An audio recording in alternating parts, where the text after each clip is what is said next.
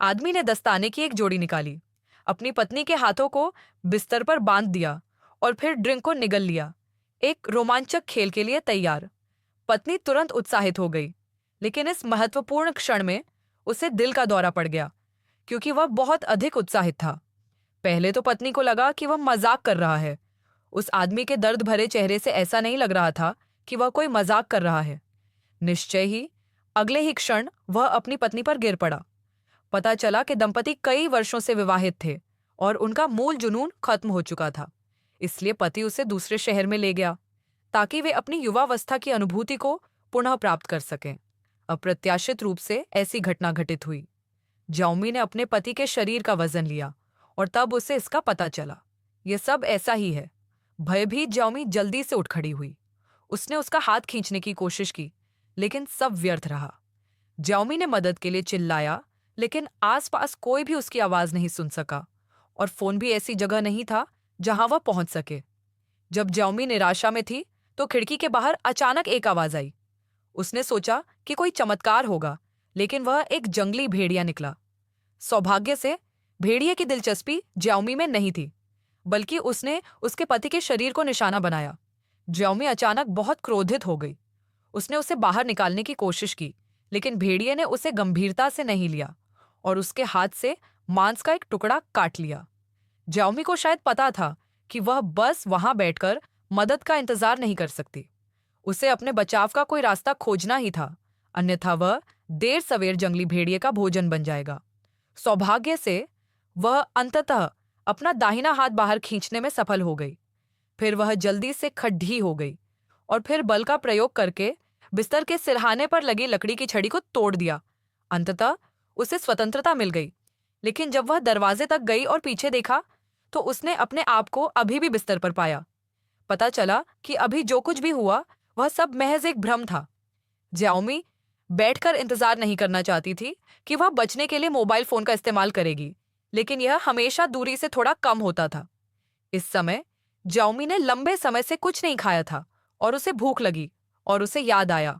उसने पहले ही बिस्तर के पास एक कप पानी रख दिया था। इस क्षण उसे तुरंत आशा दिखाई दी।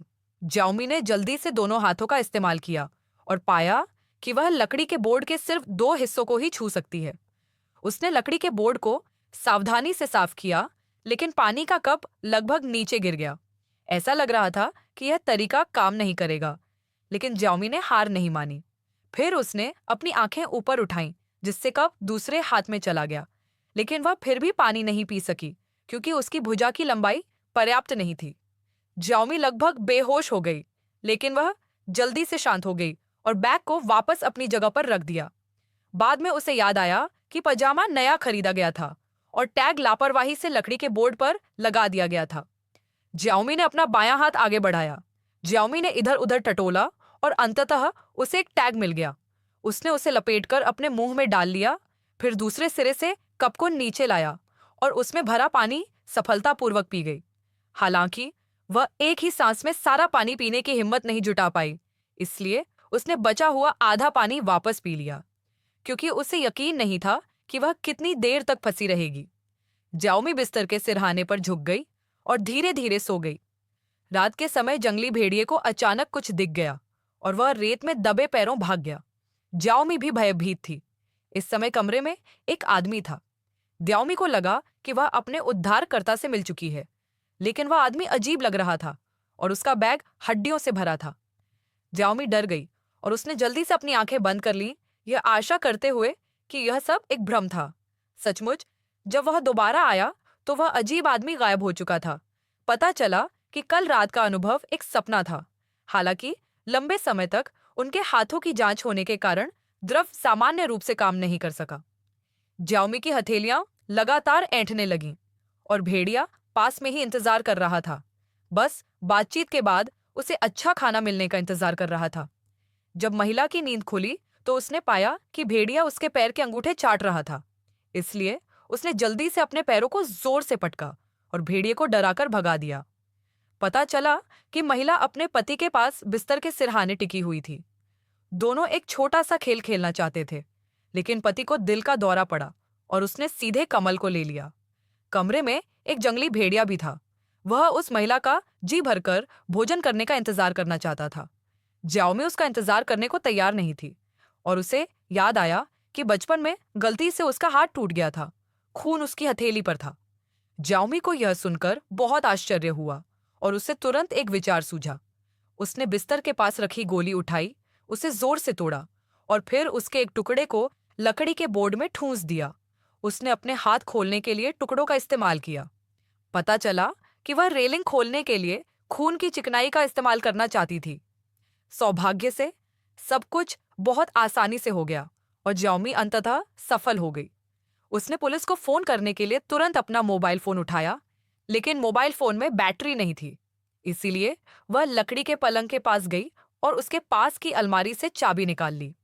कुछ प्रयास के बाद उन्होंने सफलतापूर्वक दूसरी रेलिंग खोली और फिर अपने घाव को ढकने तथा खून बहाने के लिए एक बड़ा खिड़की का स्टिकर निकाला।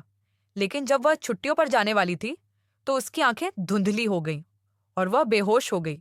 जब वह उठी तो उसने पाया कि एक जंगली भेड़िया उसके दाहिने पैर को काट रहा था। ज्याओमी ने जंगली भेड़िए को थप्पड़ मारा और फिर जल्दी से उसे ले लिया।